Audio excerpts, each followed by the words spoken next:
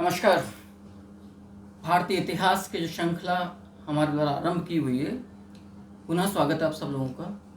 और जो लोग क्लास को देख रहे हैं लेकिन सब्सक्राइब नहीं किया है, प्लीज़ इतना सा काम करिए, लाइक करिए, शेयर कीजिए।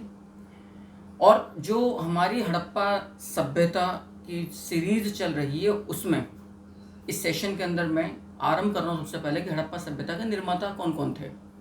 पिछले सेशन तक हम लोगों ने यहाँ तक कि उनकी अवधि, इस सभ्यता की, उनका उद्भव, विकास किस प्रकार से हुआ, सारी बातें विस्तार से आपके सामने रख दी गई थी।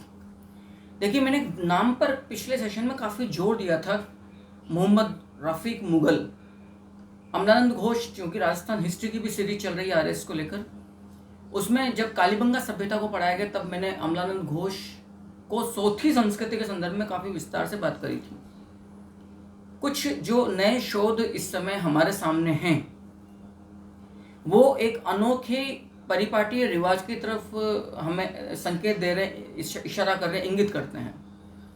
क्योंकि जितने भी कैम्ब्रिज स्कूल, ऑक्सफोर्ड स्कूल के वेस्टर्न अप्रोच वाले जो हिस्टोरियंस हैं, स्पेशली कॉलोनियल टाइम के उपनिवेशवाद के, उन्होंने तो हड़प्पा सभ्यता के निर्माता को निश्चित तौर पर विदेशी प्रेरित मान ही लिया था, निश्चित तौर पर, कि साहब ये विदेशी प्रेरणा से उत्पन्न है। सुमेरियन बताया, मिस्री सभ्यताओं से उत्पन्न बताया। लेकिन ऐसे अमलानंद घोष ने साफ कहा है, मृद भांडों के प्रकार, मृद भांडों के निर्माण के आधार पर, उनकी कालावधि के आधार पर, कि संपूर्ण हड़प्पा सभ्यता के निर्माता असल में सोथी निवासी हैं।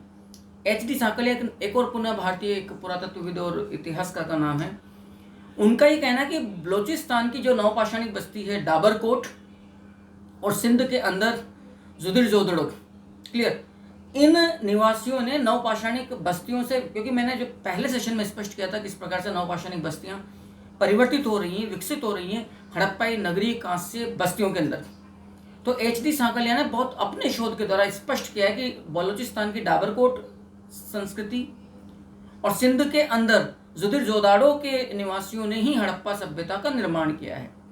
और मोहम्मद रफ़ीक मुगल साहब का स्पष्ट कहना है कि बलोचिस्तान और सिंध की जो नवपाषाणिक बस्तियां हैं, जिनको आप प्राक हड़प्पाई ताम्र पाषाणिक ग्रामीण कृषक अर्थव्यवस्था की सेटलमेंट्स वाली बस्तियां कह सकते हैं, उनसे हड़प्पा सभ्यता का निर्माण हुआ है। एक इतिहासकार और हैं सुनीति कुमार चटर्जी जी, उन्होंने साफ कहा कि द्रविड़ जाति जो साउथ इंडियन है, हालांकि अब ये आज की जो जिनको आप एंथ्रोपोलॉजी या मानव विकास विज्ञान कहते हैं, वो तो बिल्कुल उलट बात कर रहे हैं। सुनीति कुमार चटर्जी ने कहा कि द्रविड़ प्रजाति से हड़प्पा सभ्यता का विकास हुआ है। राखाल दास बनर्जी, के.एन. शास्त्री ये अलग एक पैटर्न की तरफ बात करते हैं। ये कहते हैं कि ऋग्वेद के अंदर जो दस्यु या दास शब्द का उल्लेख मिल रहा है, वो हड़प्पा सभ्यता के निर्माता है। बहरहाल क्या वास्तविक स्थिति, वस्तु स्थिति है, उस पर हम इस एपिसोड में चर्चा करने जा रहे हैं। आइएगा देखते हैं। तो आज का जो अपना विवेच्य विषय है वो है हड़प्पा सभ्यता के निर्माता असल में कौन लोग हैं। देखिएगा, हड़प्पा सभ्यता के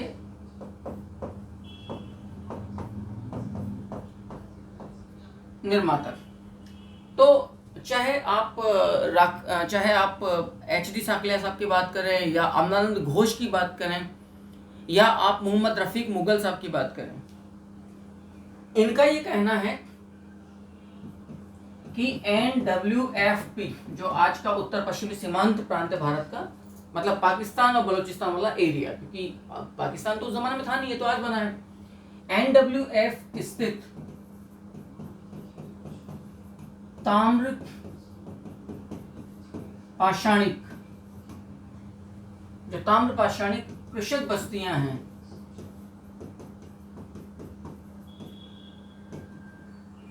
इनको हड़प्पा सभ्यता का निर्माता माना है। याद रखना, इनको किसके द्वारा? अमलानंद घोष के द्वारा। तो जो आरंभिक प्राक हड़प्पाई या उत्तर नवपाषाणिक बस्तियां थी, जिन्होंने ताम्र धातु का प्रयोग आरंभ कर दिया था, उन्होंने ही हड़प्पा सभ्यता का निर्माण किया है। लेकिन स्पेसिफिक तौर पर अमलानंद घोष, बड़ी विशिष्ट तौर पर अमलानंद घोष का कहना है कि संपूर्ण हड़प्पा सभ्यता के निर्माता असल में राजस्थान में बीकानेर स्थित सोती संस्कृति है। ये वही सोती संस्कृति जिसको कालीबंगा प्रथम सभ्यता के नाम से भी याद रखिएगा, जिसे हम कालीबंगा प्रथम सभ्यता के नाम से भी पुकारते हैं इस चौथी संस्कृति को। क्लियर है? यदि मैं एच.डी. साकलिया की बात करूं तो एच.डी. साकलिया ने कहा है कि बलूचिस्तान के अंदर डाबरकोट और जुदिर जोदाड़ो ये सिंध के अंदर, डाबरकोट एवं जुदिर जोदाड़ो, ठीक है जी। डाबरकोट कहां पर है? बलूचिस्तान में, और जुदिर जोदाड़ो है सिंध में, दोनों ही पाकिस्तान का मामला है। यहाँ की निवासियों को हड़प्पा सभ्यता के निर्माता माना है। अब ये मत दिया गया है पुरातत्वविद एच.डी. सांकलिया के द्वारा, जिन्होंने राजस्थान में सबसे दीर्घजीवी ताम्रपाषाणिक बस्ती आहड़ पर, बना संस्कृति पर कार्य किया था और बुक लिखी थी अपनी excavation at Ahar. H D. Sankalia ही है। एक और प्रसिद्ध विद्वान है मोहम्मद रफीक मुगल। इनका कहना है कि असल में जो नवपाषाणकालीन मानव बस्तियां हैं, नवपाषाणकालीन जो चैल्कोलिथिक कल्चर्स थी, वही आगे जाके अपने आप को विकसित कर रही हैं। याद रखिएगा, हड़प्पाई बस्तियों के रूप में ये सिद्धांत दिया गया है मोहम्मद रफीक मुगल साहब के द्वारा। याद रखिएगा, ये सिद्धांत दिया है। सुनीति कुमार चटर्जी का कहना है कि द्रविड़ प्रजाति ने विकास किया है किसका? हड़प्पा सभ्यता का। इस मत के प्रतिपादक हैं, याद रखिएगा, सुनीति कुमार चटर्जी। क्लियर? सुनीति कुमार चटर्जी। राखाल दास बनर्जी और के.एन. शास्त्री ने एक अन्य मत प्रस्तुत किया है कि ऋग्वेद में उल्लेखित जो एक हमें वर्ग नजर आता है, दास अथवा दस्यु का, याद रखिएगा, दास अथवा दस्यु का, ये दास अथवा दस्यु ही हड़प्पा सभ्यता के निर्माता हैं। ऐसा मत प्रस्तुत किया है किसके द्वारा? राखाल दास बनर्जी एवं के.एन. शास्त्री के द्वारा।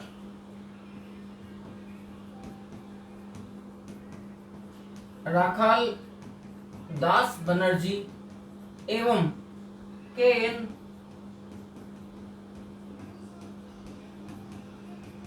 शास्त्री के द्वारा। काफी महत्वपूर्ण ये मत। क्लियर? उसालकर एक अन्य इतिहासकार हैं, और आर.पी. चंद्रा, यह भी ऋग्वेद में एक शब्द आता है पाठी। तो जो पाठी वर्ग का, समुदाय का एक उल्लेख मिल रहा है ऋग्वेद में, उसालकर और आर.पी. चंद्रा का कहना है कि ये पाठी, ऋग्वेदिक पाठी ही संपूर्ण हड़प्पा सभ्यता के निर्माता थे। छठा देखिएगा, ऋग्वेद में उल्लेखित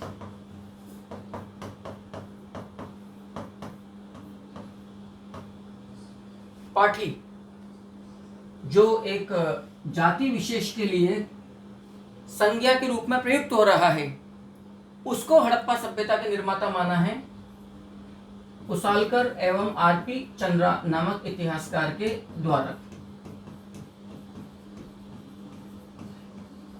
उसालकर एवं RP. Chandra. Clear?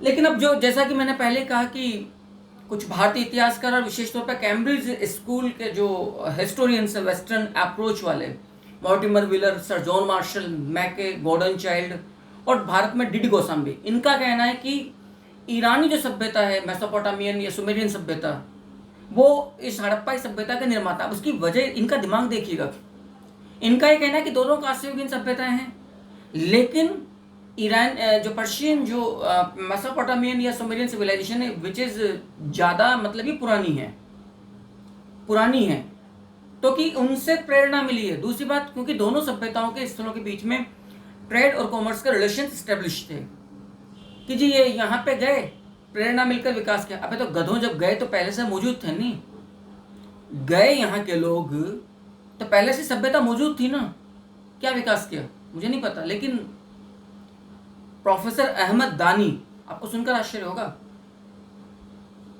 Lahore university के प्रोफेसर हैं पाकिस्तान में। उनका कहना है कि भाई ईरान के अंदर भारतीयों की उस जमाने में एक बस्ती थी मेलुहा नाम की। प्रोफेसर अहमद दानी जो पाक आर्कियोलॉजिस्ट हैं, हिस्टोरियन हैं, लेकिन ठीक है, हमें चूंकि कंपटीशन फाइट करना पड़ता है तो तथ्यों को लेना पड़ेगा भाई किसने क्या कहा है। तो याद रखिएगा, ईरानी, मेसोपोटामियन अथवा सुमेरियन, सुमेरियाई निवासियों को हड़प्पा सभ्यता का निर्माता बताने वाले जो इतिहासकार हैं, इनमें आपके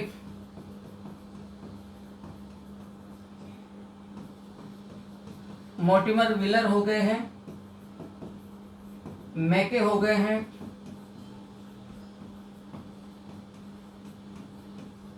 गॉर्डन चाइल्ड हो गए हैं, सर जॉन मार्शल हो गए हैं, एवं भारतीय इतिहासकारों में याद रखना आपके डीडी कौशाम्बी भी हो गए हैं। तो ये कुछ अभी हालांकि आना बाकी, मैं स्क्रीन आउट होता हूं और आप जितना जल्दी हो सके इस मैटर को उतार लीजिए। क्लियर? क्योंकि एक इतिहासकारों का एक वर्ग तो निश्चित तौर पर वैदिक आर्यों को भी बतलाता है। तो इस स्थिति में अब जो सर्वाधिक मान्य मत यदि मैं उसकी बात करूं, चलो पहले इसको आप लोग उतार लीजिए, फिर मैं आगे बात बढ़ाता हूं। इतिहासकारों का एक वर्ग इस बात पर, और जितना नया रिसर्च चीजें सामने आ रही हैं, निश्चित तौर पर हड़प्पा स्थानीय संस्कृति है, शुद्ध भारतीय संस्कृति है। डॉक्टर बीबी लाल, बृजवासी लाल, लक्ष्मण स्वरूप और रामचंद्र बुद्ध प्रकाश जैसे इतिहासकार ने शोध के द्वारा इस बात को स्पष्ट किया कि ये कुछ भी नहीं है, ये वैदिक आर्य संस्कृति का ही एक नगरीय हिस्सा था और कुछ भी नहीं। क्योंकि ऐसा नहीं कि बाद में वैदिक आर्य आए हैं। अब ये भी बड़ा कॉन्ट्राडिक्टरी है कि पहले नगरीय सभ्यता, बाद में ग्रामीण संस्कृति। क्योंकि ये इन लोगों का तो ये कहना है, जो कैम्ब्रिज स्कूल आर्ट के, कैम्ब्रिज स्कूल के जो रिसर्चर्स स्कॉलर्स हैं, उनका कहना है जी कि वैदिक संस्कृति तो पूरी तौर पर ग्रामीण संस्कृति थी। भाई क्या गजब कर रहे हो, पहले नगर बस रहे हैं, बाद में गांव बस रहे हैं। इसलिए चलिए नेक्स्ट देखते हैं 8वीं थ्योरी अपनी।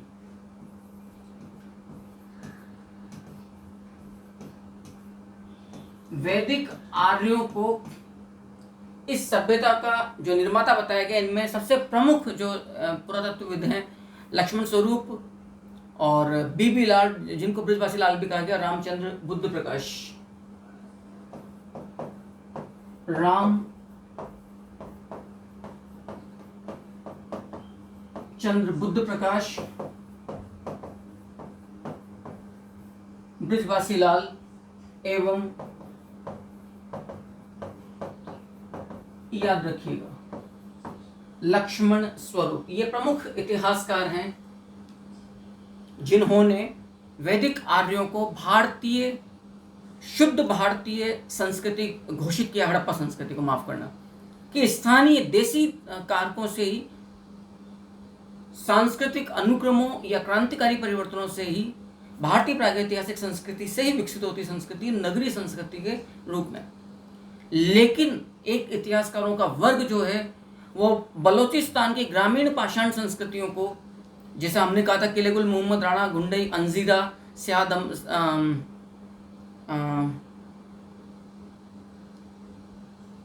अरे यार संददाबात है आपका, स्यादम्ब है आपका, नाल है, कुल्ली है, यह बलोचिस्तान की जो ताम्र पाषाणिक बस्तियां हैं उनसे ही हड़प्पा संस्कृति का विकास हुआ। जब मैंने पहला आपके सामने सेशन रखा था हड़प्पा सभ्यता का, उसमें मैंने मैप के जरिए बहुत क्लियर किया था, आप लोग देखिएगा, DP Agrawal, doctor SR Rao, Fairservis और रोमिला थापर इस बात की पुष्टि करते हैं।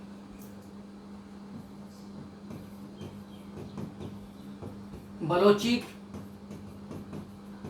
ग्रामीण नवपाषाणिक प्राक हड़प्पाई, याद रखना, प्राक हड़प्पाई ताम्र पाषाणिक बस्तियां संपूर्ण हड़प्पा सभ्यता के निर्माता हैं। ऐसा कहने वालों की एक लंबी लिस्ट है, जिनमें आपके doctor SR Rao, professor Romila Thapar, professor Fairservis and DP Agrawal also. इनका स्पष्ट तौर पर यह मानना है स्थानीय संस्कृति है, और जो बलोची ताम्र पाषाणिक संस्कृति है उन्हीं से हड़प्पाई संस्कृति का विकास हो रहा है। आप नोटिस करिएगा, मोहोजोदड़ो का जो सिटाडेल या पश्चिमी क्षेत्र है, उससे जो कांस्य नृत्यांगना की प्रतिमा प्राप्त हुई थी, उसको भी एक बलोच युवती घोषित किया गया है। जो भी है, निश्चित तौर पर जो हड़प्पाई संस्कृति है वो ठेठ भारतीय प्रागैतिहासिक नव पाषाणिक और ताम्र पाषाणिक बस्तियों के आधार पर विकसित हुई देसी कारकों से प्रेरणा लेते हुए इस संस्कृति का विकास हुआ है। यदि इस संपूर्ण सभ्यता के आकार को यदि आप देखें, जितना भी विस्तार आपको प्राप्त हो रहा है, तो इसका आकार आपको याद रखना त्रिभुजाकार आपको नजर आएगा। प्रसार क्षेत्र की जब बात चलती है, तो चूंकि मैंने पहले भी कहा था कि उत्तर में तो मांदा चिनाब नदी किनारे जम्मू में, दैमाबाद नदी किनारे प्रवरा नदी में दैमाबाद महाराष्ट्र में, हिंद नदी मेरठ में यूपी के अंदर पूर्व में आलमगीरपुर, और दाश्क नदी किनारे बलूचिस्तान में सुतका गेंडोर। 12,99,600 वर्ग किलोमीटर का ये पूरा क्षेत्रफल है इस सभ्यता का, डॉक्टर रघुनाथ राव के अनुसार। देख लीजिएगा, Manda, Daimabad, Alamgirpur and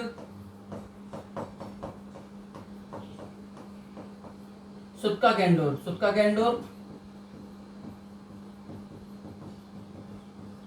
Dasht river, Baluchistan, Manda, Chenab river Jammu, Alamgirpur, Hindon river Meerut, Daimabad, Pravara river, याद रखिएगा प्रवरा रिवर महाराष्ट्र। क्लियर? ये पूरा आपको जो एरिया है,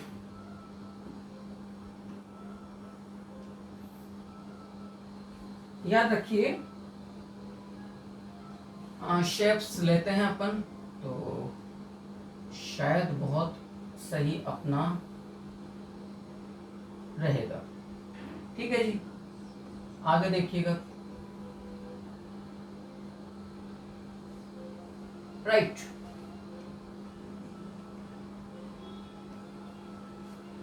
तो ये इतना आपको विस्तार यहां पर देखने को मिल रहा है, लेकिन ये जो पूरा क्षेत्रफल है, इस क्षेत्रफल की यदि मैं आप लोगों से चर्चा करूं, यस, दिस वन,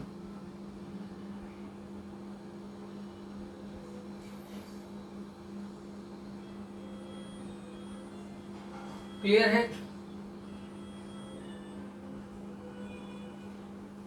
इस पूरे क्षेत्रफल की यदि हम आपसे बात करें तो ये पूरा क्षेत्रफल कितना टिकता है?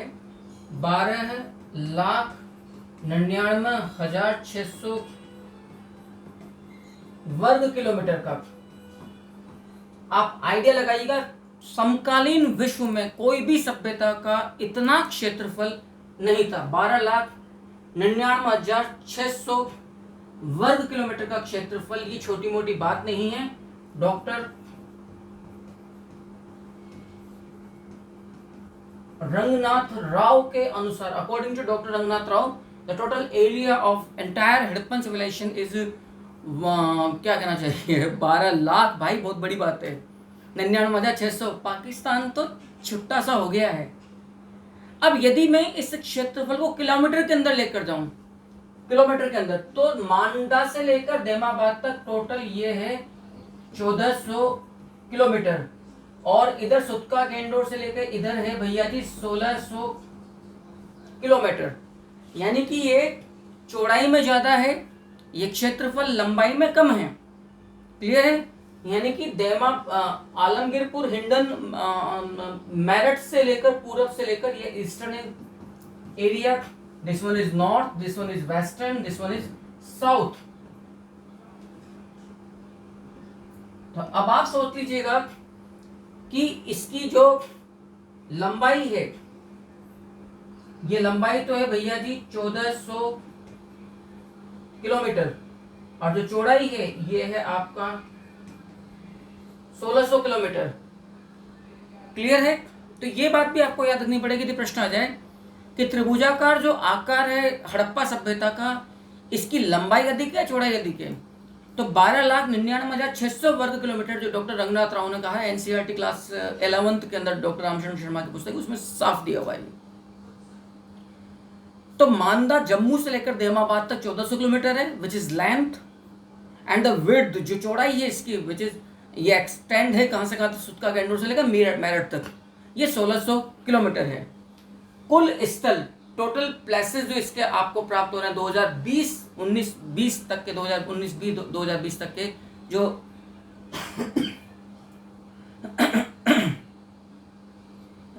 सॉरी, जो रिसेंट एक्सकवेशन, माफ करना, जो अभी हाल ही यहाँ उत्खनन हुए हैं, इसमें आपको कुल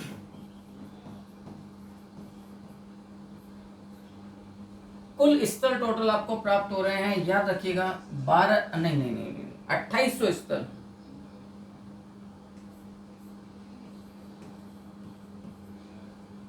कुल हड़प्पाई स्थल जो प्राप्त हो रहे हैं वो हैं 2800 रिसेंट जो एक्सकवेशन 2019-2000 वर्ष ईस्वी सन तक का जो उत्खनन आपके सामने हुआ है। आई थिंक यहाँ तक की बात आपको बहुत क्लियरली, बहुत अच्छे से समझ में आई है। एक बार देख लीजिए बहुत इत्मीनान से, फिर मैं अपनी बात को थोड़ा सा और आगे बढ़ाता हूँ। यहाँ तक की बात को आराम से देख लीजिए और आप पेन डाउन भी कर लीजिए।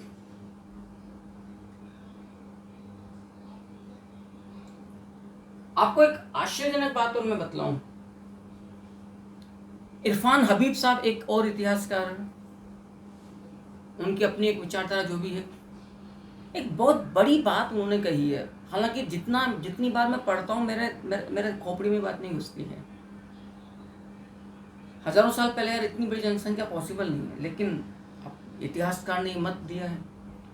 डॉक्टर इरफान हबीब साहब के अनुसार कंटेम्प्रेरी जो पॉपुलेशन थी इस संपूर्ण हड़प्पा सभ्यता का, कि 2800 स्थल, 12,99,600 वर्ग किलोमीटर का क्षेत्रफल, तो कुल जनसंख्या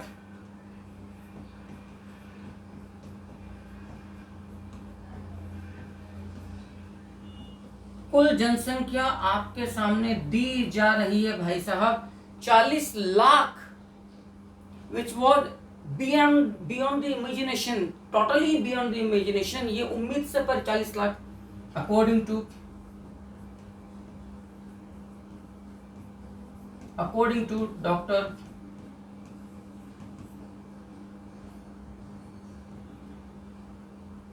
डॉक्टर इरफान हबीब। 40 लाख की जनसंख्या डॉक्टर इरफान हबीब साहब के द्वारा बतलाई गई है। उम्मीद करता हूं कि यहाँ तक की बात आपको बेहद अच्छे से समझ में आई है, और फिर मैं अपनी बात को नेक्स्ट स्लाइड की तरफ लेके चलता हूँ। यहाँ तक के मैटर को आप जितना जल्दी हो सके उतार लीजिए। क्लियर है मामला? नेक्स्ट अपन आगे बढ़ते हैं। क्षेत्रफल, अब इस बात को तो आपको देखना पड़ेगा कि अलग अलग हड़प्पाई स्थलों के क्षेत्रफल कितने होंगे।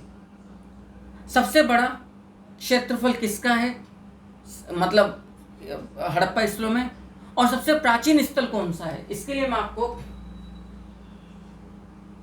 भारतीय नक्शे पर लेकर चलूंगा, और फिर यहां से हम अपनी बात को आगे बढ़ाएंगे। तो जो नया एक्सकवेशन आपके सामने हो रहा है वो दांतों तले उंगली दबाने को मजबूर कर देगा। हम लोग जो अब तक पढ़ते आ रहे हैं जी हड़प्पा, मोहनजोदड़ो, गनेडीवाल, कुछ नहीं है बाबू। उस समय रिसर्च इतना व्यापक लार्ज स्केल पर एक्सकवेशन रिसर्च नहीं हुआ था, बदल गया। जो भारतवर्ष का था भारतवर्ष के पास आया है, नोटिस करिएगा। अब जो बात मैं आपके सामने रखने जा रहा हूं,